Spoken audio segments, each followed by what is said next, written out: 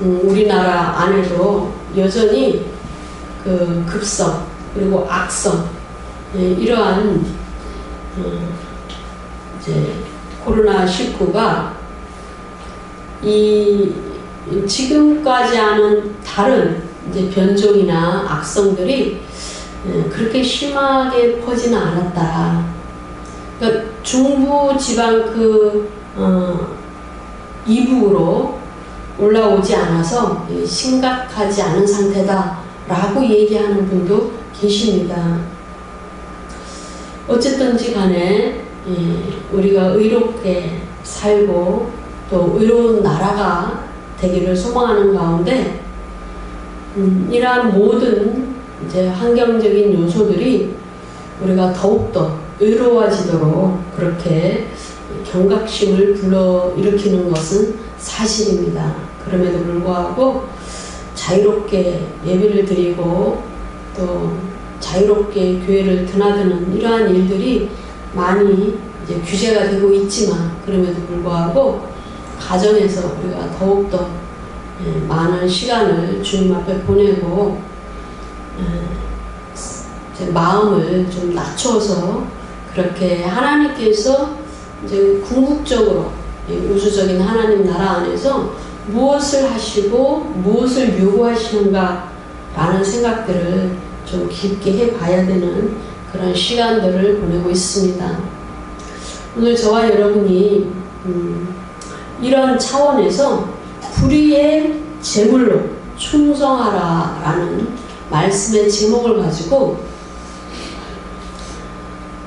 이 하나님 나라 안에서 일어나는 일들, 주님이 하시는 일들, 그리고 우리 주변에 또 연약한 자들을 위하여 우리가 이 재물을 어떻게 사용해야 되는가 라는 이제 좀 그 주제를 한번 생각해 보도록 합니다.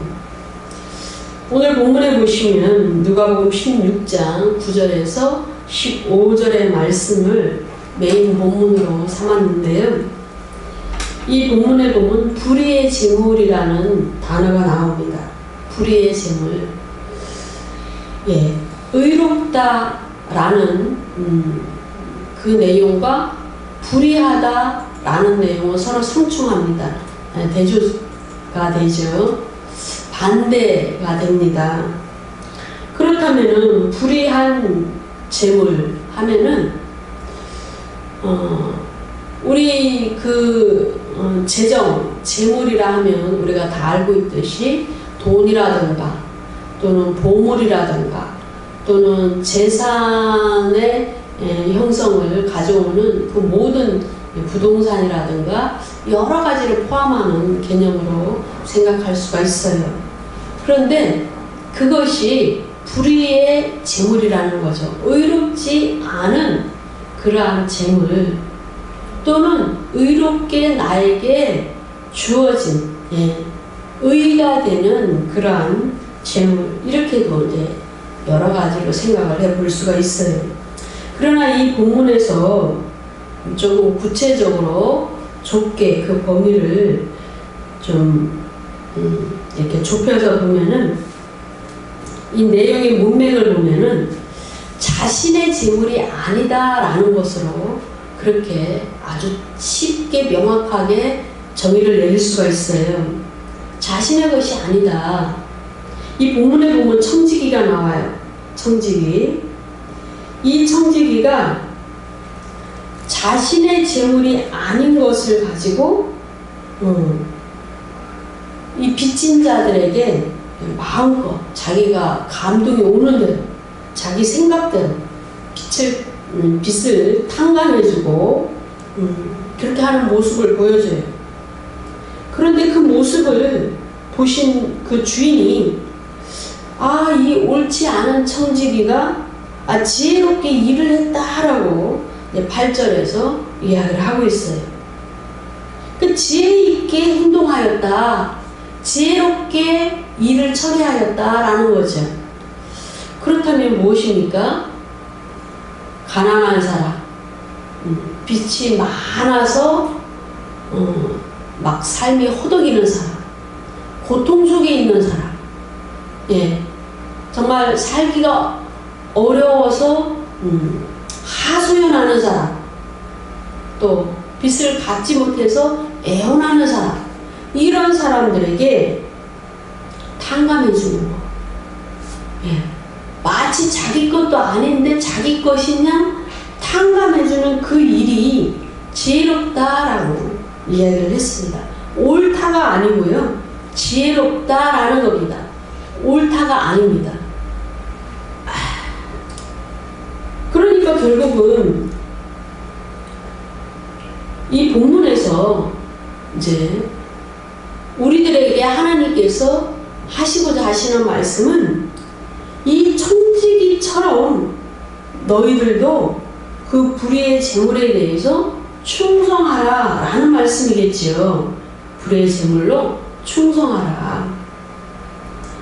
저는 오늘 이 본문에서 가장 감동이 되는 이제 귀한 말씀, 레마로 주신 그 본문이 있다면 12절입니다. 12절 말씀에 이렇게 쓰여져 있어요.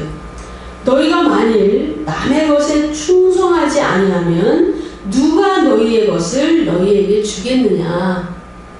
그러니까 이 불의의 재물은 남의 것이에요. 그 남이 누굽니까? 예, 주인의 것이죠.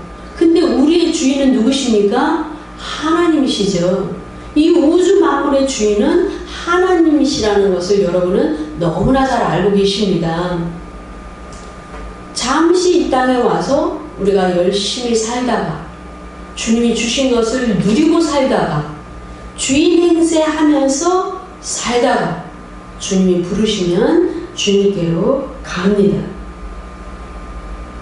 그러니까 우리에게 주신 모든 재물은 주인이 따로 있는 잠시 맡겨진 우리의 것이 아닌 불의의 재물입니다. 거저 받은 겁니다. 아무 대가 없이 우리에게 그냥 맡긴 겁니다.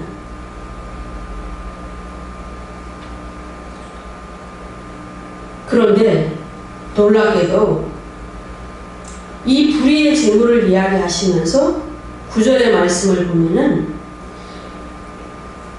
너희가 영원히 거할 처소, 영원히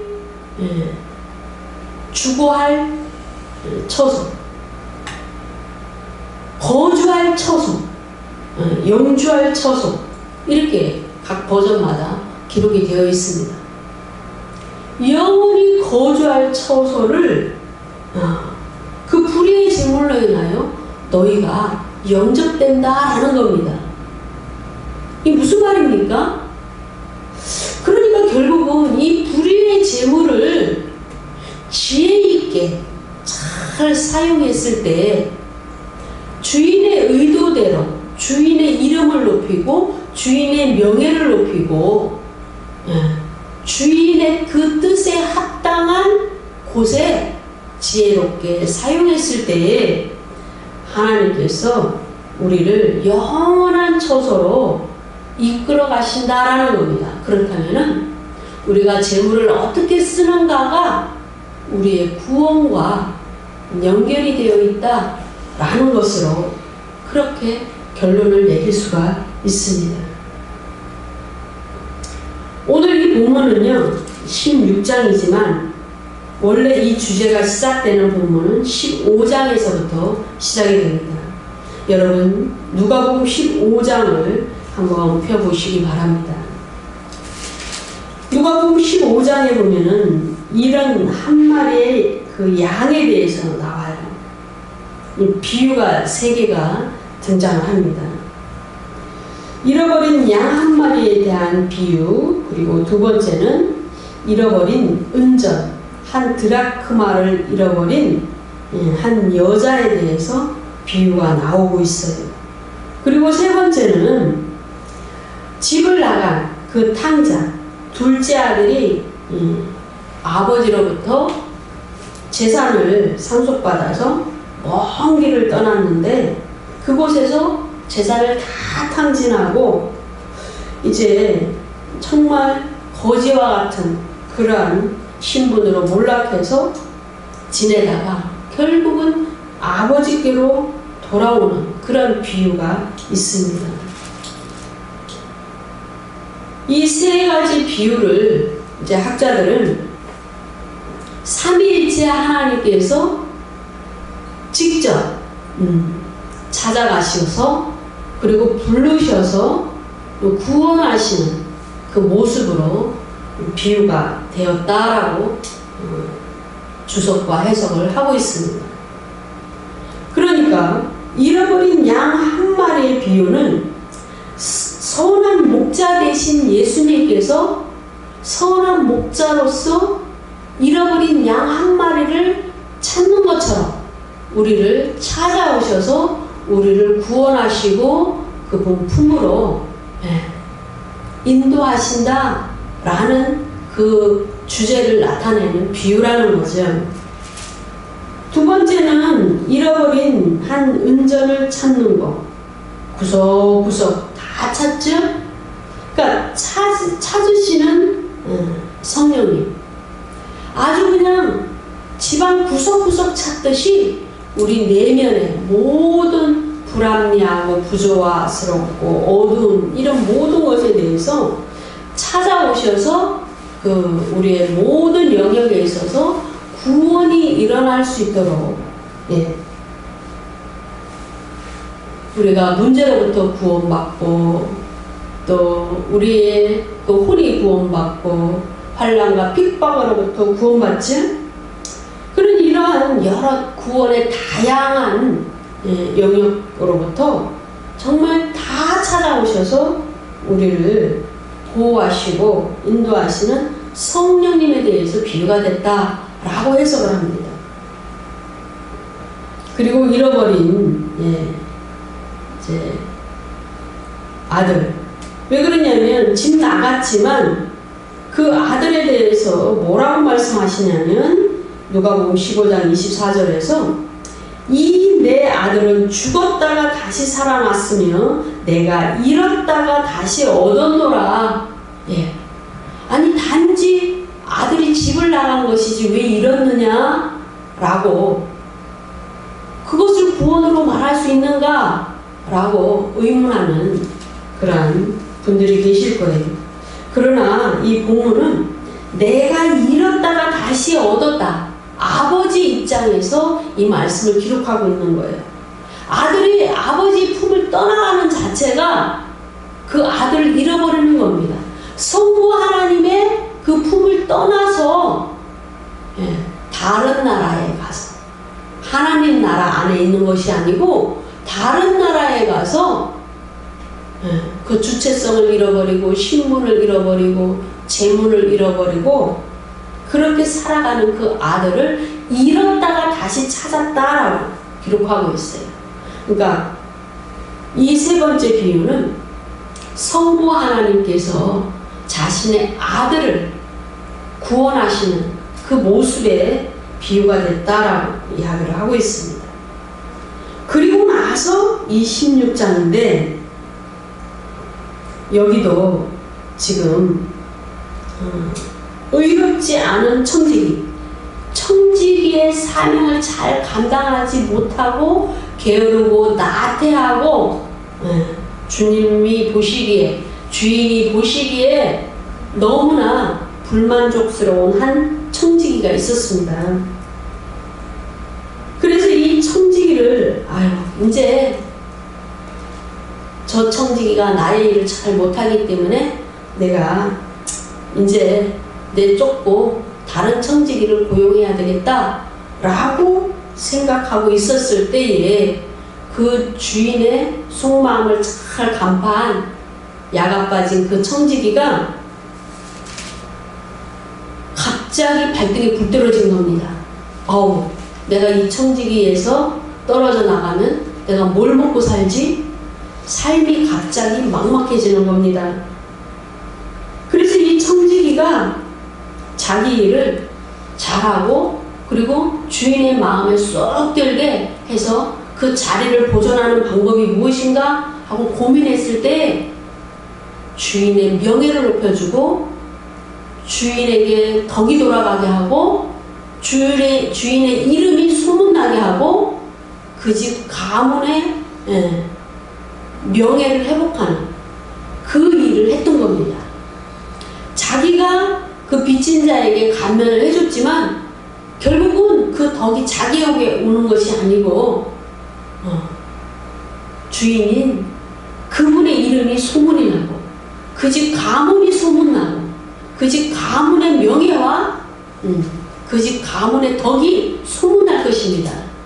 그래서 이 주인은 아니 네가 왜 내 마음대로 돈을 깎아주고 밀을 깎아주고 그렇게 했느냐 야단치지 아니하고 일을 지혜롭게 했다라고 얘기합니다. 이것으로 봐서는 그 주인이 돈에 욕심이 있는 사람이 아니라는 것을 알 수가 있어요.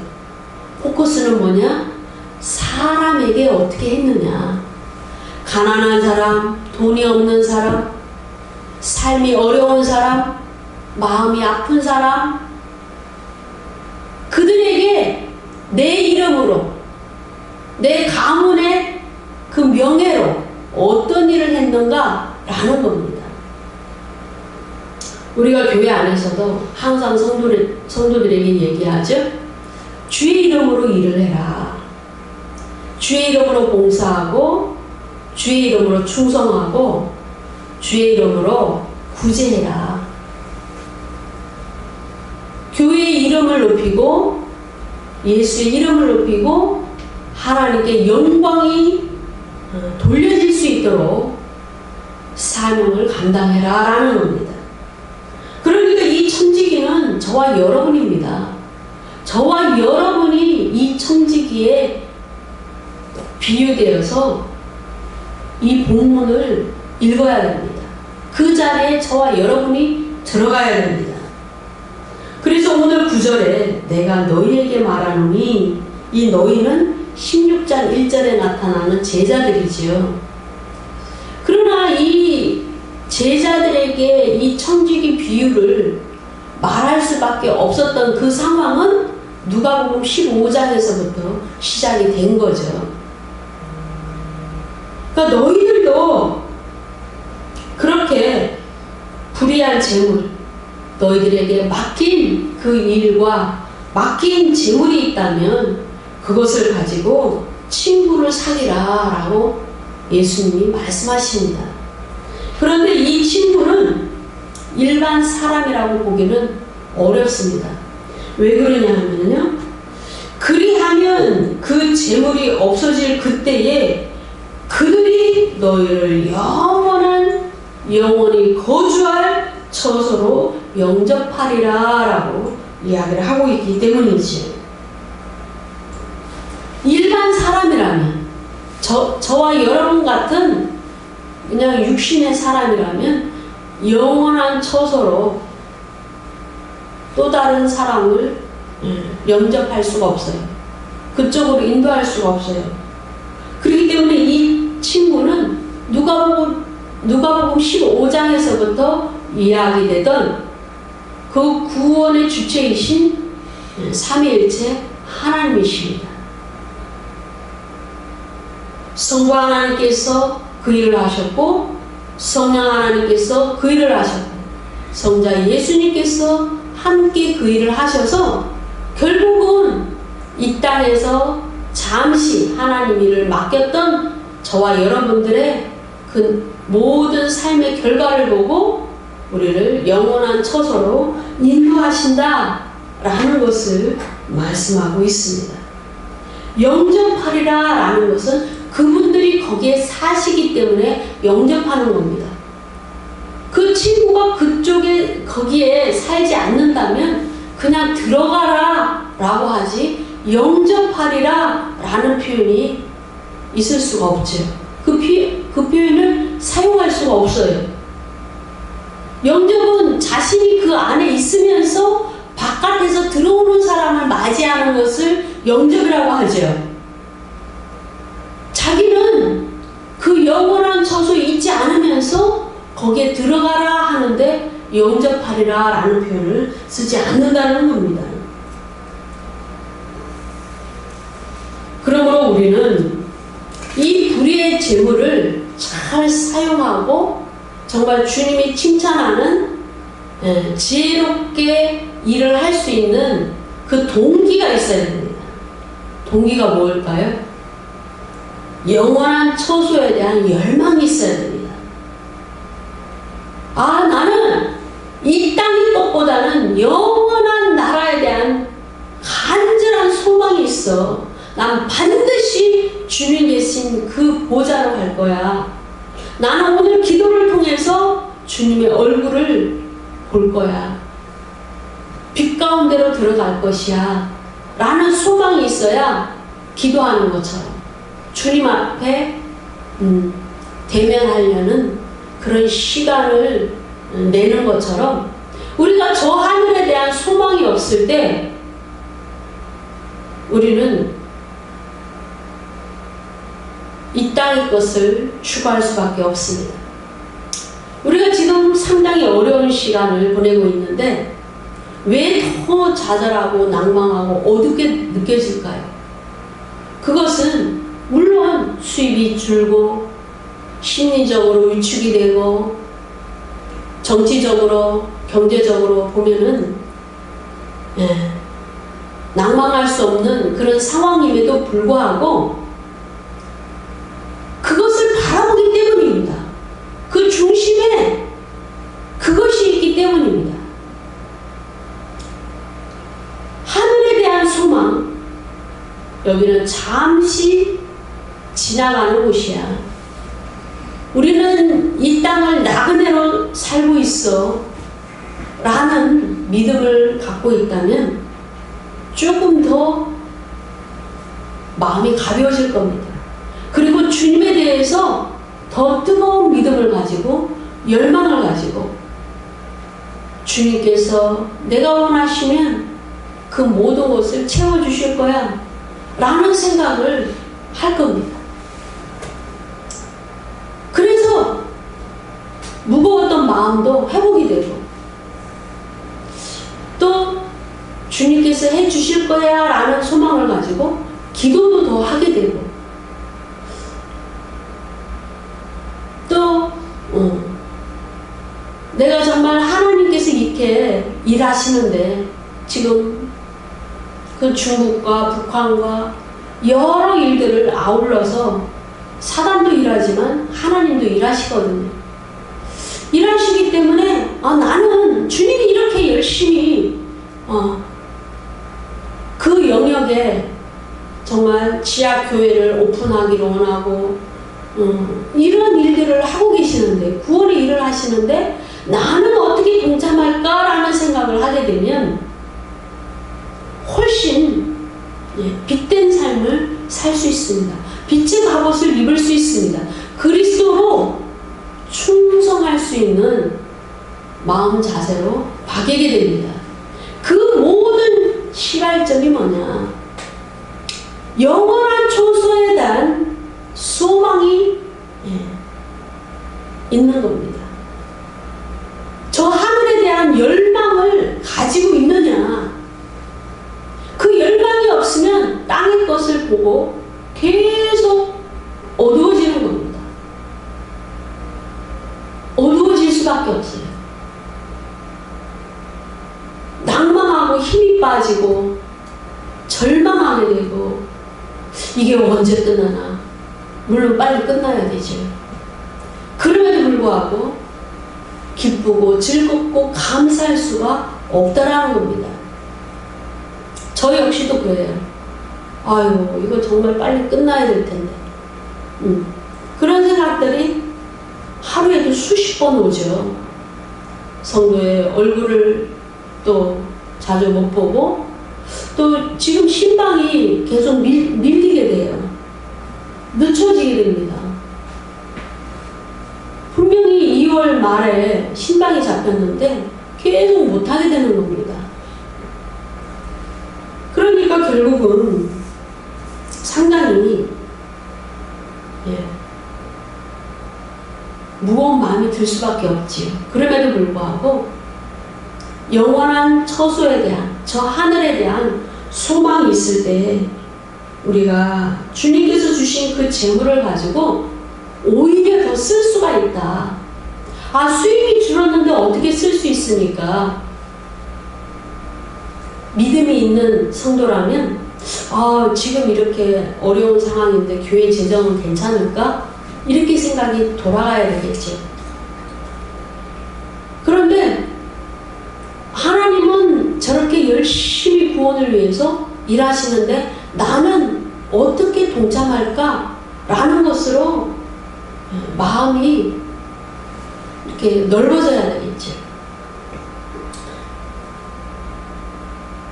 마태복음에 보면은 달란트 비유와 또 여러 말씀을 통해서 마지막 환난 때에 또 마지막 때에 하나님 나라의 백성이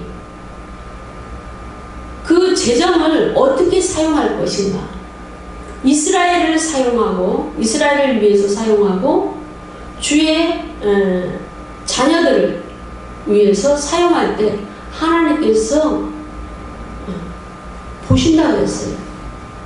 양으로 분류를 하신다고 했어요. 양의 국가로 분류하신다고 했어요.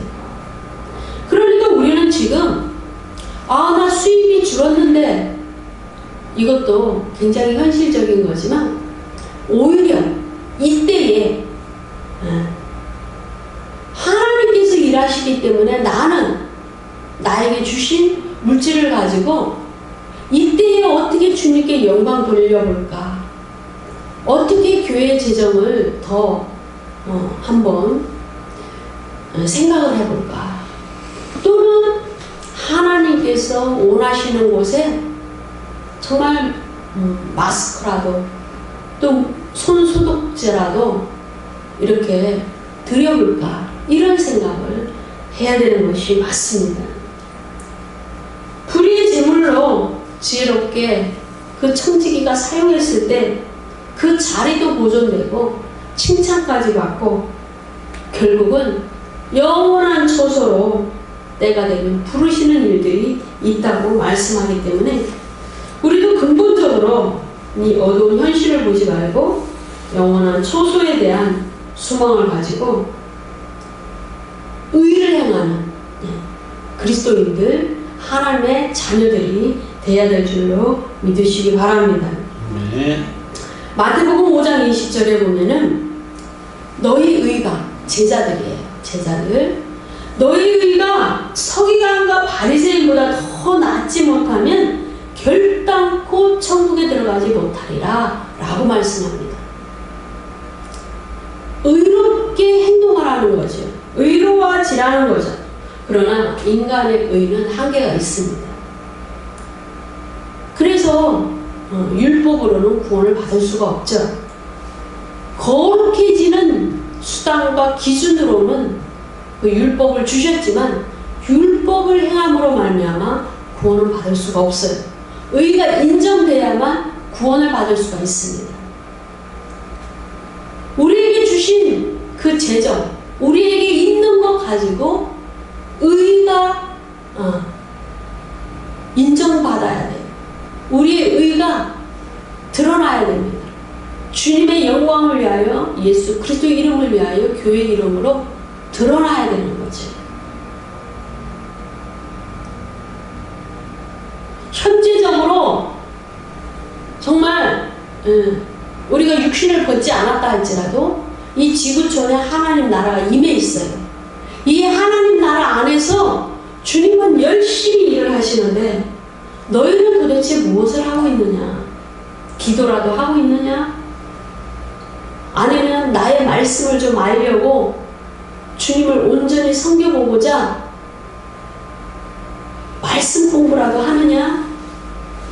아니면 네 이웃을 돌아보며 하나님 나라에 영광을 끼치고 있느냐? 주님은 물으십니다. 마태복음 안에 보면은 서기관과 바리새인의 의가 얼마나 주님 보시기에 합당하지 않은지가 너무나 정확하게 잘 기록이 되어 있어요. 그들은 율법을 벗어나서 전통에 더 기울어졌고 그 사고방식으로 그 전통을 또 유전을 열심히 지킴으로 말미암아 그 율법을 주신 하나님의 의와 목적과 뜻을 전혀 성취하지 못하고 있다는 것입니다. 오늘 우리의 본문을 보면은 너무나 충격적으로 12절의 말씀을 보면은 너희가 만일 남의 것에 충성하지 아니하면 이렇게 쓰고 있어요. 남의 것에, 주님이 주신 것에, 주님이 우리에게 주신 것에, 우리가 청지기이기 때문에 이 땅에서 청지기로 나그네로 살고 있기 때문에 주님이 주신 것이죠. 남이 주신 겁니다. 그것을 충성하지 아니하면 누가 너희의 것을 너희에게 주겠느냐라고 말씀합니다. 우리가 정말 남의 것, 주님께서 우리에게 맡기신 것에 충성하면 하늘에 우리가 받을 많은 상급이 있고 기도의 응답의 보따리가 있고 주님의 선물이 있다라는 겁니다. 하늘 보좌에, 주님 손에, 주님 품에, 주님 계획 가운데 있다라는 겁니다. 우리의 것이 이 땅으로 지금까지 내려주셔서 많은 것을 받았는데 아직도 하늘나라 안에는 저 보좌에는 우리에게 주시려고 넘치게 준비해 둔 것이 많이 있다라는 겁니다. 그것을 너희에게 주겠느냐? 너희의 것을 너희에게 주겠느냐? 라고 말씀합니다.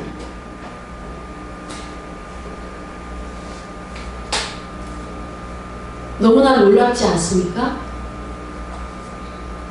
주님이 우리에게 주시는 거, 값없이 주시는 구원, 그거 외에 주실 것이 너무나 많이 있는데 우리가 남의 것에 충성하고 남의 것을 가지고 하나님의 것을 가지고 하나님께 영광 올려드리고 그 이름을 아름답게 했을 때 내 것을 주신대요.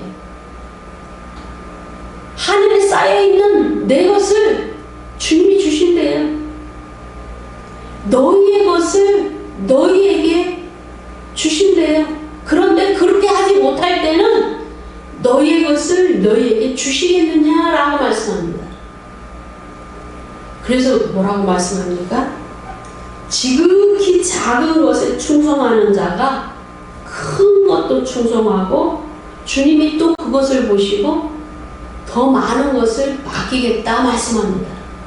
그래서 어떤 사람은 1달란트를 하나님께서 맡기시고 어떤 사람은 5달란트를 맡기시는 거죠. 작은 것에 충성했을 때 더 맡기게 되고 그렇게 남의 것에 주님의 것에 충성했을 때 너희의 것을 너희에게 주신다. 우리 것을 우리에게 주시는 이가 하나님이십니다. 우리의 모든 복을 주시는 이가 그래서 하나님이십니다. 네. 우리는 우리가 뭘 잘해서 받는 것 같지만 우리의 모든 재정과 재산의 가치를 형성할 수 있는 모든 것은 주님께로부터 오는 겁니다. 우리에게 주시려고 했던 그것을 우리가 받는 방법도 주님의 것에 충성하는 겁니다. 교회에 충성하고 하나님 나라에 충성하고 하나님의 사람들에 대해서 사랑과 충성을 봉사를 다할 때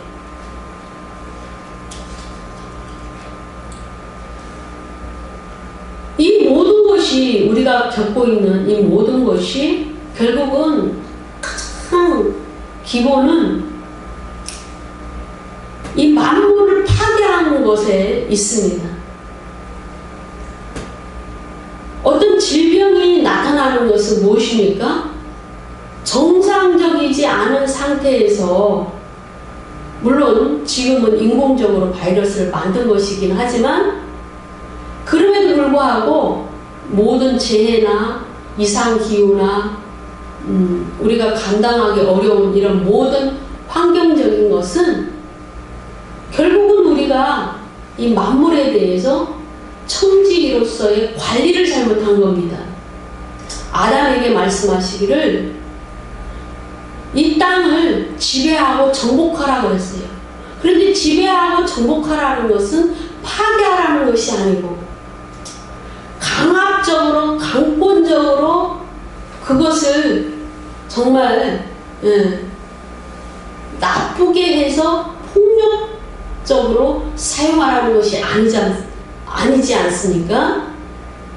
조화롭게 잘 관리하고 결국은 그 모든 것에 하나님의 뜻과 의도와 목적이 드러나도록 청지기로서 잘 관리하라, 이 지구촌을.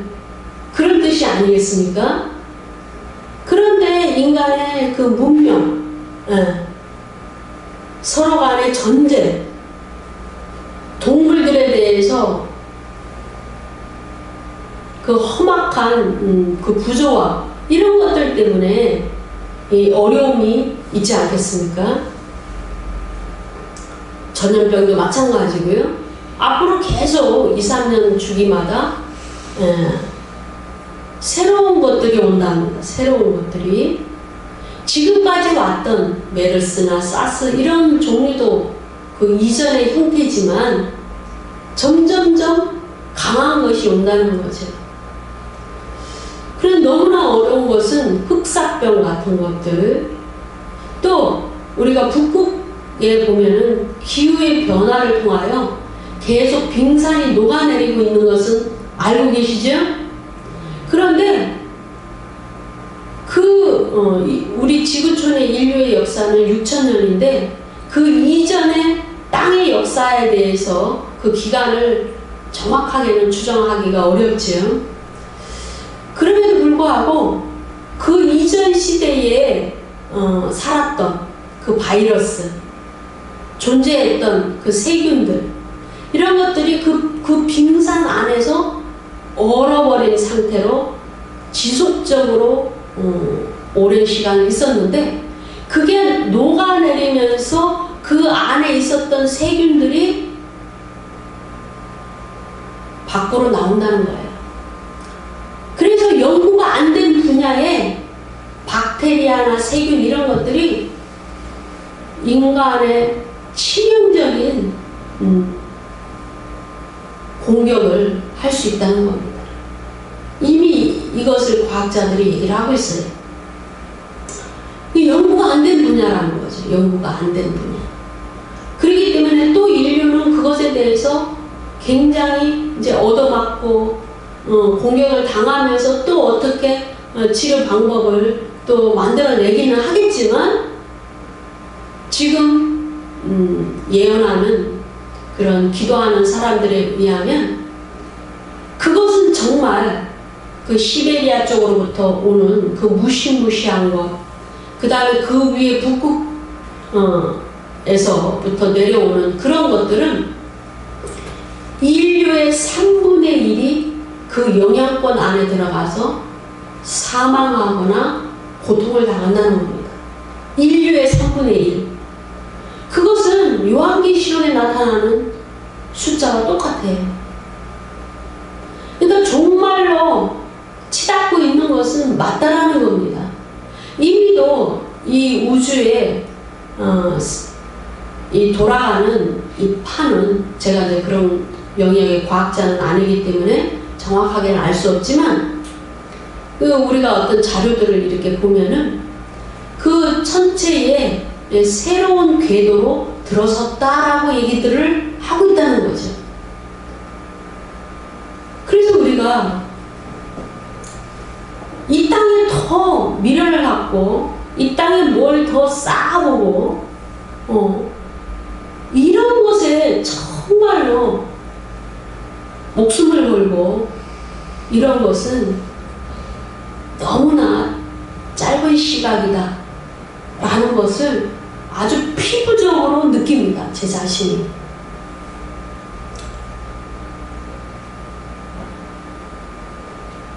몇십 년 안으로 오는 이런 일들이 계속적으로 얘기가 되고 있다는 거죠. 너무나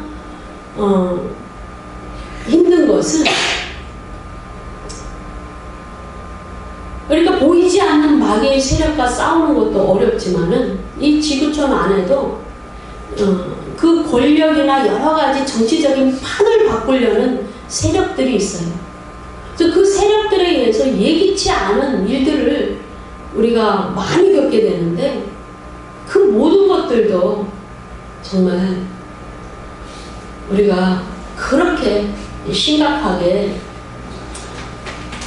받을 수밖에 없겠지만, 그럼에도 불구하고 궁극적으로 생각하면은 우리가 그렇게 이 땅에 대해서, 육신에 대해서, 보이는 것에 대해서 그렇게 집착할 필요가 없다라는 것을 이야기를 합니다. 오늘 주신 말씀은 제가 너무나 진짜 지난주에 이 12절의 말씀을 보면은, 누가 너희의 것을 너희에게 주겠느냐. 우리 것을 우리에게 주시는 이가, 우리를 보시는 그 기준이 하나님 것에 대해서 얼마나 충성했느냐라는 겁니다. 그리고 우리에게 맡기신 그 불의의 재물이 결국은 하나님을 섬기느냐 재물을 섬기느냐 라는 그 기준의 잣대가 된다라는 겁니다. 평가의 그 기로가 될 수가 있다라는 겁니다. 그러면 우리는 정말 지금 주님이 열심히 일하실 때 우리에게 주신 것으로 주님께 충성해야 될 줄로 믿으시기 바랍니다. 아멘. 기도하도록 하겠습니다.